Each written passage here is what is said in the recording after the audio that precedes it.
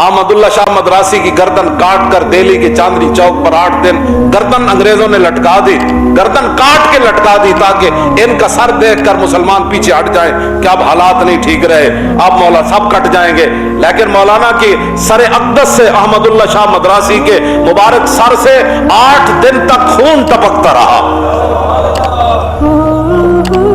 8 दिन तक खून। इस बात की दलील थी कि मौलाना का जब सर काटा जा रहा था तो उस वक्त उनके दिल में मौत का खौफ नहीं था। अगर सदियों के बाद कोई मंजर देखना हो ना